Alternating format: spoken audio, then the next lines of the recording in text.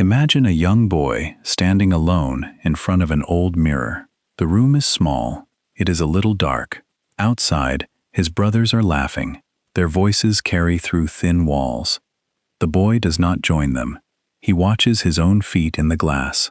He studies every small movement, like a scientist. He slides one foot backward, slowly, carefully. He almost falls. He tries again. His face is serious. It looks almost angry. No one is filming this moment. No one is clapping for him. He simply repeats the same small movement, again and again, until his legs feel tired and heavy, until the light outside fades into evening. What was this boy trying so hard to perfect? All alone, with no one watching at all. Years later, this same movement would appear in front of millions of people. It would happen live, on television, and it would change the history of popular music forever. It would give a dance step a brand new name, a name still used today, decades later, in dance studios everywhere. Stay with me, my friend. This is Michael Jackson, and this is the story of one dance step, a step practiced quietly for years that turned a former child star into a true global phenomenon. Let's go back to the year 1983 first. By this time, Michael Jackson was no longer a child star. He had recently released a solo album called Thriller. It was already selling in huge numbers around the world. But there was a problem underneath all of this success. For most of his life, people had known him as one voice inside a group. He was the youngest brother in the Jackson 5. Even with a huge solo album out, many people still saw him mainly as part of that family band. A talented boy who had simply grown taller. He needed one single moment, a moment seen by the whole world at once. He needed to prove he could stand completely alone on a stage, as his own artist, not just as one Jackson brother among many. The music industry itself was also changing fast. A new television channel called MTV had recently launched. It was built entirely around music videos. It was changing how artists reached fans around the world. Michael's own videos from the Thriller album were already becoming famous. Still, none of that fully proved something important. Could he hold an entire room, live, with no editing and no second chances? That moment would arrive at a television special. It was called Motown 25, Yesterday, Today, Forever. The show celebrated 25 years of Motown Records. This was the label that had first signed Michael and his brothers back in 1968. The special was produced by Suzanne de Passe. It honored an entire quarter-century of Motown's influence on American music. Almost every major Motown star was expected to appear. This included Smokey Robinson and the Miracles. It also included the legendary Diana Ross with the Supremes. The show ran for hours. It was packed with tributes, reunions, and warm, emotional performances. Michael's solo moment came near the very end of that long evening. By then, the audience had already been moved, again and again, by memories from the past. The pressure to stand out in front of that many legends was enormous. This pressure would only grow. It grew later that same night, and again, a few weeks after, when the full broadcast finally reached the public. Michael Joseph Jackson was born on August 29, 1958. His hometown was Gary, Indiana, a small industrial town built around steel factories. He was the seventh of 9 children in a large, close family. His family did not have much money. His father, Joseph Jackson, worked long hours at a steel mill. He worked hard to support the household. He also dreamed of something bigger for his sons. Michael's mother, Catherine, managed the busy household. She raised the children with quiet strength. She gently encouraged Michael's early love of music and singing. Neighbors in Gary later remembered something simple. They remembered hearing the Jackson boys practicing songs together through open windows on warm summer evenings. Nobody outside the family suspected where those rehearsals might lead. That dream became the Jackson 5. Joseph noticed real musical talent in his boys. He built a family band around them. Rehearsals were strict and demanding, almost every single day after school. There was very little room for mistakes. There was very little room for simply being a normal child. Young Michael, still only a small boy, quickly became the group's lead singer.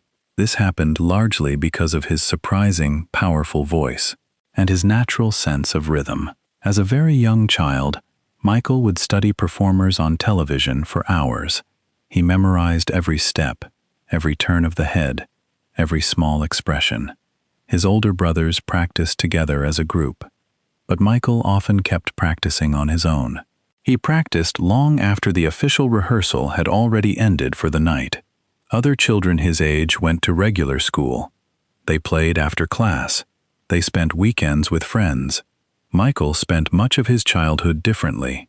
He spent it on tour buses, in television studios, and inside late-night recording sessions, far away from anything resembling a normal weekend. Throughout his early teenage years, the Jackson 5 toured constantly.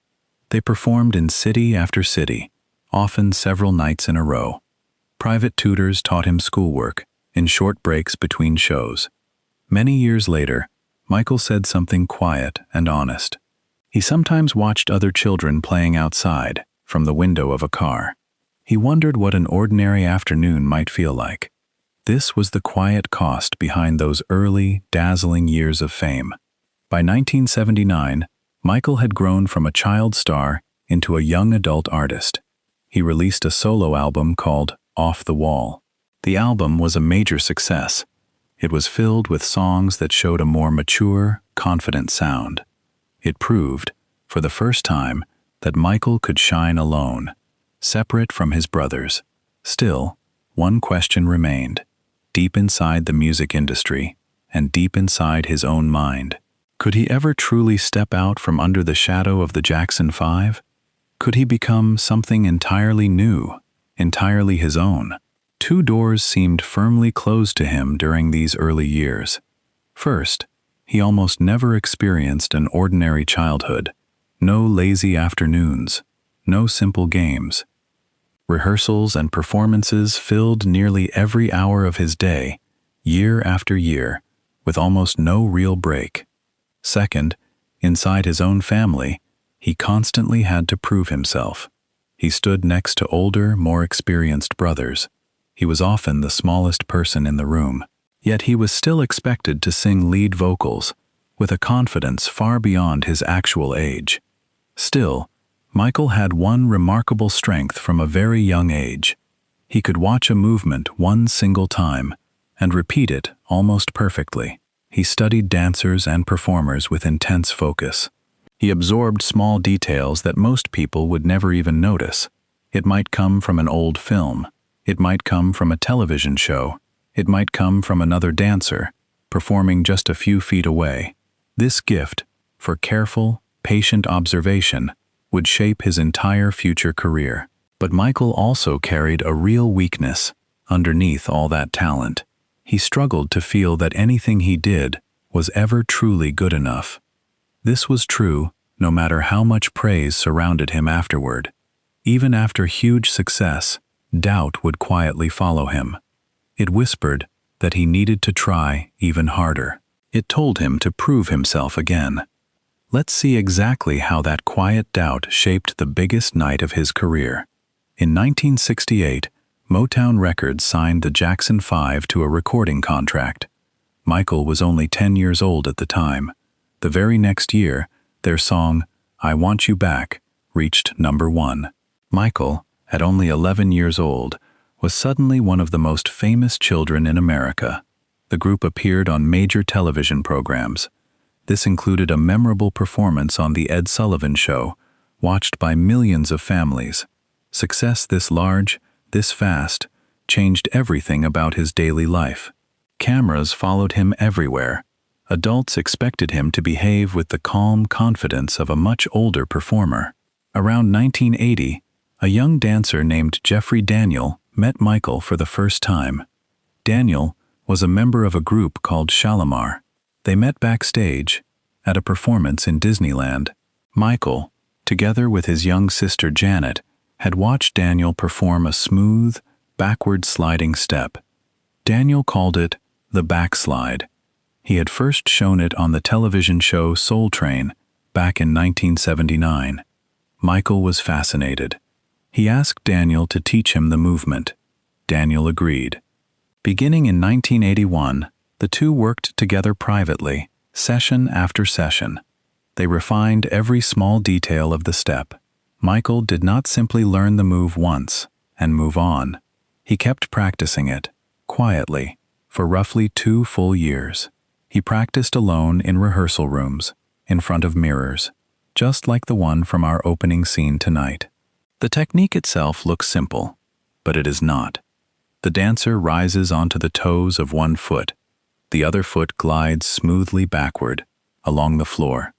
Then the 2 feet quickly switch roles, over and over. This creates the effect of gliding forward, while actually moving backward. Getting the timing wrong, even slightly, makes the whole effect collapse instantly. Michael also worked closely with a dance teacher named Jaron Casper Candidate.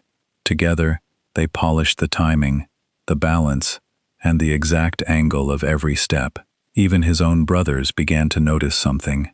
They noticed him quietly rehearsing during breaks, but nobody outside the family knew exactly what he was preparing. He was waiting, patiently, for the perfect moment. The moment to finally show the world what he had built in private. Have you ever practiced something quietly, all alone, long before anyone else ever got to see it? Maybe a skill, a speech, or even a new language, repeated silently in your own room, again and again. That private effort rarely feels exciting while it is happening. It can feel slow and repetitive, and sometimes a little lonely. Tell me about it in the comments below. I would truly love to hear your story, my friend. By March of 1983, Michael Jackson had already achieved enormous success as a solo artist. His album Thriller, released only months earlier, was already selling in massive numbers. It was well on its way to becoming the best-selling album in history. The album included hit songs like Billie Jean and Beat It. Both were already popular on the radio, yet he had still never performed Billie Jean live, in front of any audience at all. Within just a few years, Thriller would sell more than 66 million copies worldwide. Guinness World Records later recognized it as the best-selling album of all time. It still holds that record today. Decades later, the television special Motown 25 would change everything for him.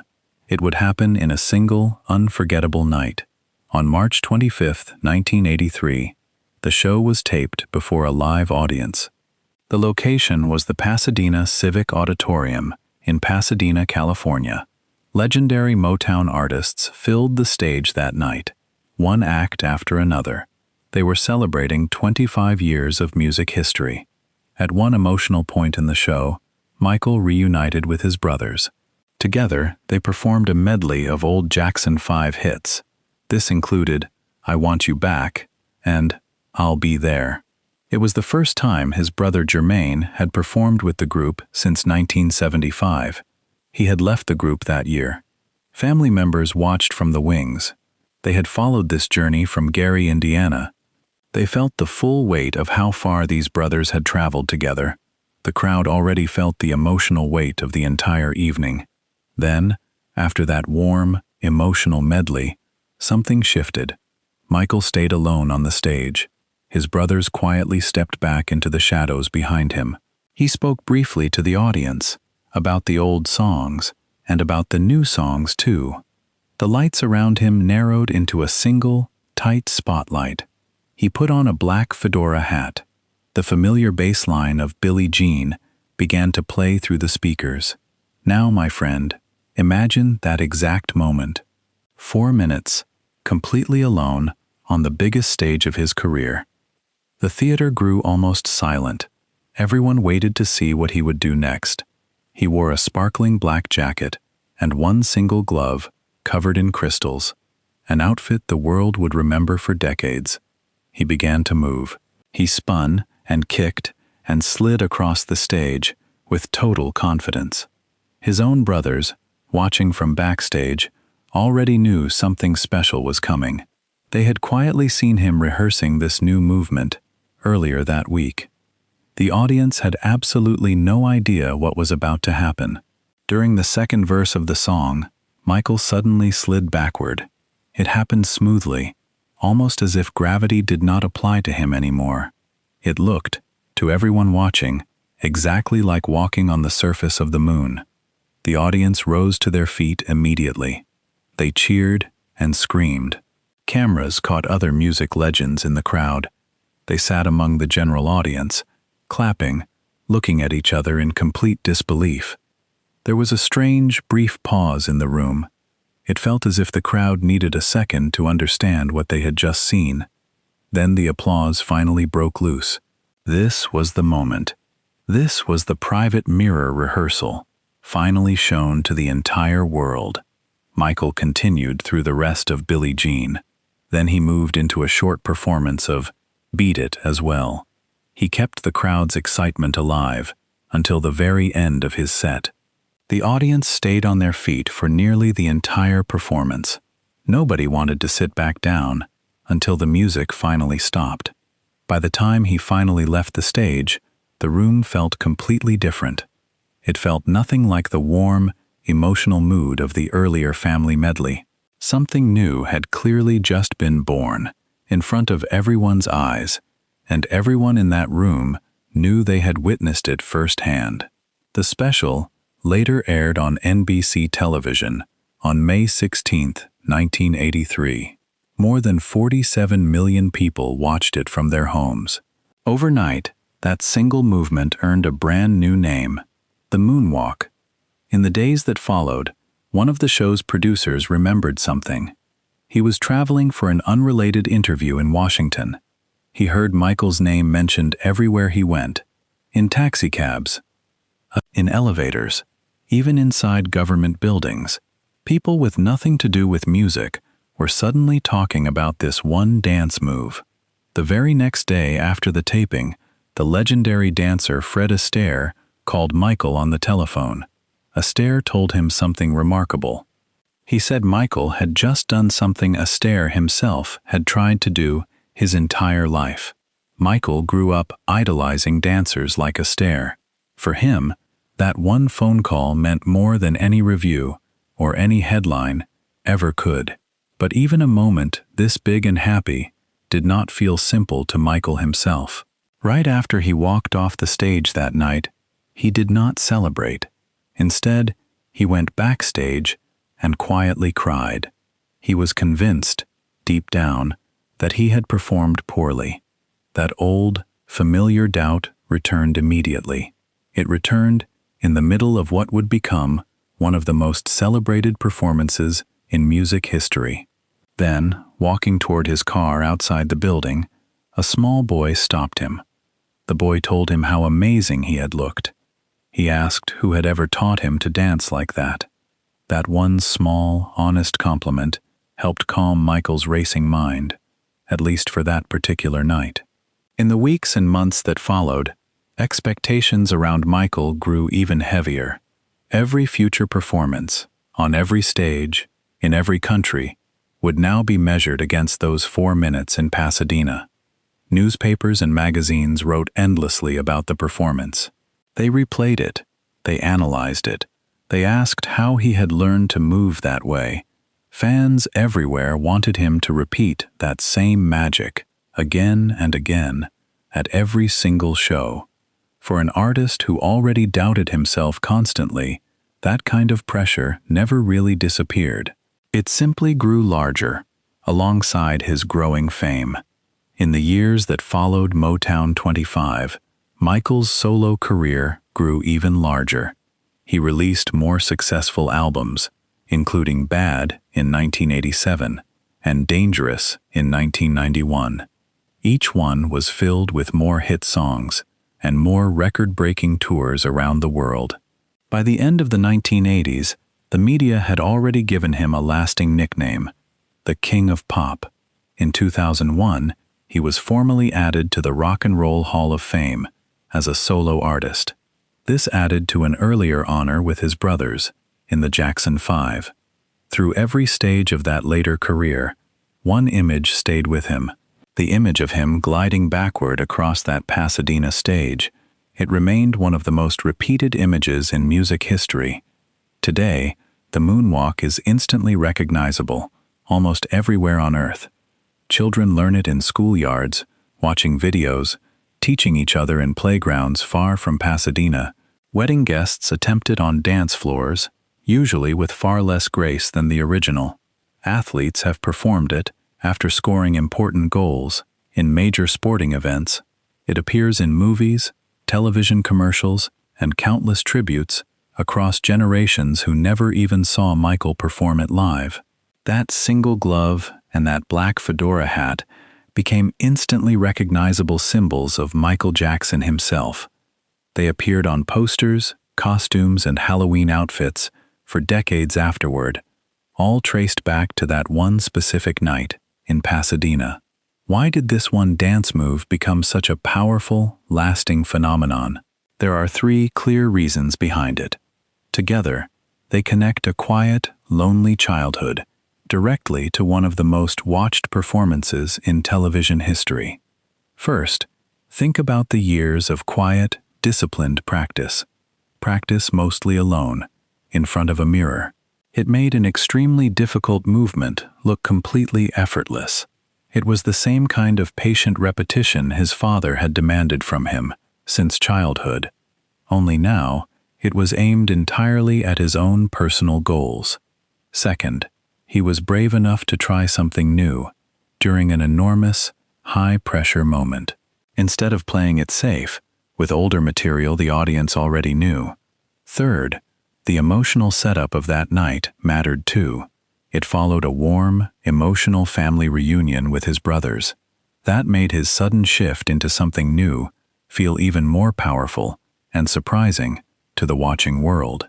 It is worth remembering, too, that Michael did not invent this dance step completely on his own. Dancers, including Jeffrey Daniel, had performed similar movements years earlier. The movement itself traced back even further. Its roots reach all the way to street and stage dancers from the 1930s. What Michael truly created was not the movement itself. It was the unforgettable moment, the exact right stage, at the exact right time. A moment that carried this movement into the memory of the entire world. He took something that already existed, quietly, at the edges of dance culture. He added years of private practice behind it. Then, he placed it directly at the center of the biggest stage he could find. That single television night captured something bigger than just one performance. It marked the exact point where a talented former child star finally became something new, something the entire world had never quite seen before, a true global phenomenon, recognized instantly in almost every country on Earth, from small towns much like Gary, Indiana, all the way to the biggest cities on the planet. And so, my friend, this story comes gently to its close. Let's go back one final time to that small, quiet mirror, the one from the very beginning of tonight's story. A boy once stood there, completely alone. He slid his foot backward, again and again, with absolutely no audience at all, no music playing, no promise that anyone would ever see what he was building. Now, picture millions of people around the entire world. They are standing in their own bedrooms, in front of their own mirrors. They are trying to recreate that very same movement for themselves, decades later. The mirror that once reflected only one tired, determined boy now reflects millions of ordinary people, all around the globe, still learning from what he once built quietly, alone, in the dark. If this story has one single word at its heart, that word is mastery, the slow, patient process of becoming so skilled at something, skilled enough that it finally looks effortless to everyone watching. Michael practiced alone, in front of that mirror, It takes the very same discipline to learn a new language. Nobody becomes fluent by only speaking in public. Nobody becomes a confident dancer by only performing for a crowd. You build real fluency quietly, in private. You repeat words and sentences again and again, long before anyone else ever hears you speak with real confidence. The mirror, in a sense, comes before the stage. Every single time. For every single skill worth having. So tell me honestly, my friend, which feels harder for you, practicing something alone, with no one watching or encouraging you, or finally performing it in front of other people, for the very first time? Both moments matter, but they ask something very different of you. Most people, if they are honest, find one of them far more frightening than the other. Think about your honest answer. Leave it for me in the comments below. I would truly love to read it. Remember, my friend, a brand new true story arrives here every single day, always at this same slow and gentle pace, waiting patiently for you, whenever you are ready to listen. Until tomorrow, my friend, take care of yourself and never stop learning.